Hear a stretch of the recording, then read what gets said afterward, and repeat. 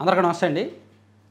Telugu Desam party సభ్యత్వ నమోదు మొదలై 3 నెలలు దాటింది. అక్టోబర్ 26వ తేదీన సభ్యత్వ నమోదు ప్రారంభించారు. ఇప్పటికీ రికార్డు సభ్యత్వాలు అయితే వచ్చాయి. ఆ పార్టీ కూడా ఊహించినట్టుగా 1,10,00,000 వరకు సభ్యత్వాలు చేరుకున్నాయి. అయితే ఓవరాల్ సభ్యత్వాల్లో కొన్ని అనూహ్యమైన పరిణామాలు ఉన్నాయి. నమ్మశక్యం కాని పరిణామాలు ఉన్నాయి. రాష్ట్ర వ్యాప్తంగా మీడియా పుల్లు, వీళ్ళు స్ట్రాంగ్ లీడర్స్, వీళ్ళకి నియోజకవర్గాల్లో తిరుగులేదు అనుకున్న నాయకులు ప్రాతినిధ్యం వహిస్తున్న నియోజకవర్గాల్లో సభ్యత్వాలు చాలా తక్కువగా ఉన్నాయి. చాలా వెనక ఉండి ఏదో వాళ్ళ పని వాళ్ళు చేసుకుంటారు, సైలెంట్గా ఉంటారు అనుకున్న నియోజకవర్గాల్లో సభ్యత్వాలు బాగా ఎక్కువగా ఉన్నాయి.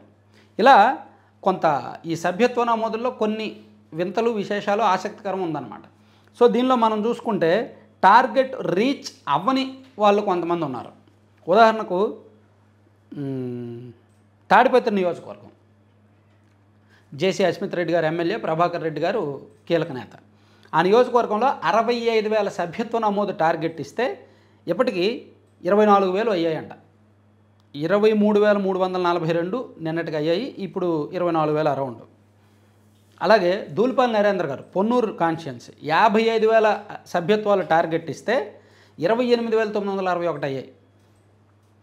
అలాగే ఆళ్ళగడ్డ భూమా అఖిలప్రియ గారి నియోజకవర్గంలో 60,000 టార్గెట్ ఇస్తే 30,000 అయ్యాయంట. అలాగే కర్నూలు టీజీ భరత్ గారు మంత్రి గారు ప్రాతినిధ్యం వహిస్తున్న నియోజకవర్గంలో 85,000 టార్గెట్ ఇస్తే 35,000 మాత్రమే అయ్యాయి. అలాగే రాజోలు కాన్స్టిట్యున్సీ అయితే బాగా లీస్ట్ అనమాట.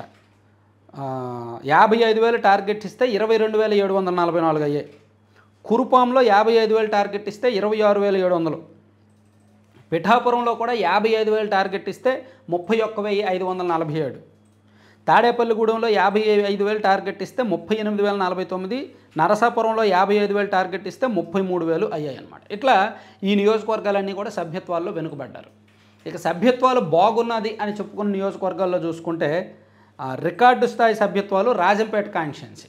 అసలు ఎవరు ఊహించినట్టుగా ఈ నియోజకవర్గానికి 60,000 సభ్యత్వాలు టార్గెట్ ఇస్తే వాళ్ళు 1,50,000 సభ్యత్వాలు చేశారంట. మరి ఎలా చేశారో కానీ, సాధారణ ప్రజల ఇళ్లలోకి కూడా వెళ్ళి సభ్యత్వాలు చేస్తారో మరి వాళ్ళు ఏ ఫార్ములా ఆచరించారో తెలియదు, కానీ 1,50,000 సభ్యత్వాలు అయ్యాయి రాజంపేట. ఎవరు నమ్మలేకపోతున్నారు ఇది. తర్వాత పాలకొల్లు 1,15,000 సభ్యత్వాలు టార్గెట్ ఇస్తే 1,49,700 సభ్యత్వాలు అయ్యాయంట పాలకొల్లు వచ్చేసరికి. ఇక ఉండి కాన్స్టిట్యున్సీ చూసుకుంటే 65,000 సభ్యత్వాలు టార్గెట్ ఉంటే 1,21,570 సభ్యత్వాలు అయ్యాయి. కుప్పం కాన్స్టిట్యున్సీ 1,20,000 టార్గెట్ పెట్టుకుంటే 1,39,000 సభ్యత్వాలు అయ్యాయి. ఆత్మకూరు కాన్స్టిట్యున్సీ 85,000 టార్గెట్ పెట్టుకుంటే 1,48,000 సభ్యత్వాలు అయ్యాయి. ఇక కళ్యాణదుర్గం నియోజకవర్గం కూడా రికార్డు 60,000 టార్గెట్ పెట్టుకుంటే 1,01,299 సభ్యత్వాలు అయ్యాయంట. ఇక మంగళగిరి కాన్స్టిట్యున్సీ రాష్ట్రం మొత్తం మీద ఎక్కువ టార్గెట్ పెట్టుకున్నది మంగళగిరి. 1,50,000 సభ్యత్వ నమోదు టార్గెట్ పెట్టుకున్నారు. ప్రస్తుతానికి 1,06,960 సభ్యత్వాలు అయ్యాయి. వీటితో పాటు గురజాల, వినుకొండ, భీమిలి ఈ నియోజకవర్గాల్లో కూడా 1,00,000 సభ్యత్వాలు దాటాయి. ఇది ఉన్న విషయం. ఇక రిజర్వ్డ్ కాన్స్టిట్యున్సీలు తెలుగుదేశం పార్టీకి కొరకరాని కొయ్యలు కొన్ని నియోజకవర్గాలు, కానీ అటువంటి నియోజకవర్గాల్లో కూడా ఇప్పుడు సభ్యత్వ నమోదులో బాగానే ఉన్నారు. అన్నిటికంటే ముఖ్యంగా గోపాలపురం నియోజకవర్గం, మద్దిపాటి వెంకటరాజు గారు ఎమ్మెల్యే. సో ఆ నియోజకవర్గంలో రిజర్వ్డ్ కాన్స్టిట్యున్సీస్ అందరికంటే హయ్యెస్ట్ అనమాట. ఆ నియోజకవర్గంలో 71,168 సభ్యత్వాలు పూర్తి చేశారు. నిజానికి వాళ్ళకి ఇచ్చిన టార్గెట్ కంటే చాలా క్రాస్ అయ్యారనమాట, చాలా సక్సెస్ అయ్యారు. అక్కడ నిజానికి ఎన్నికలకు ముందు కొన్ని గ్రూపులు ఉండేవి.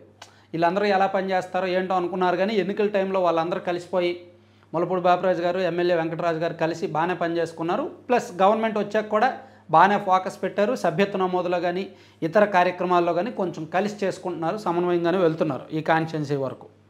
అలాగే మడకసిర కాన్స్టిట్యున్సీ ఎంఎస్ రాజు గారిది, ఆయన 66,907. తర్వాత గూడూరు, పత్తిపాడు, తాడికొండ, కొవ్వూరు, కోడూరు ఇవన్నీ ఉన్నాయన్నమాట.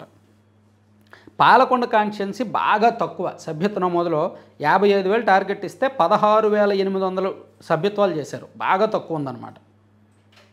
సో ఇట్లా తెలుగుదేశం పార్టీ సభ్యత్వ నమోదులో ఒక్కొక్కరు ఒక్కో తరహాలో ఉన్నారు. కొంతమంది బాగానే ఉన్నారు, మంచి పెర్ఫార్మెన్స్ ఉన్నారు, కొంతమంది వెనుకబడి ఉన్నారు. సో వెనుకబడి ఉన్న వాళ్ళందరికీ కూడా ఎప్పటికప్పుడు క్లాసులు పీకుతూనే ఉన్నారు, కౌన్సిలింగ్ ఇస్తూనే ఉన్నారు, వార్నింగ్లు ఇస్తూనే ఉన్నారు, కానీ గ్రౌండ్లో అంత పని జరగట్లేదేమో కొన్ని చోట్ల.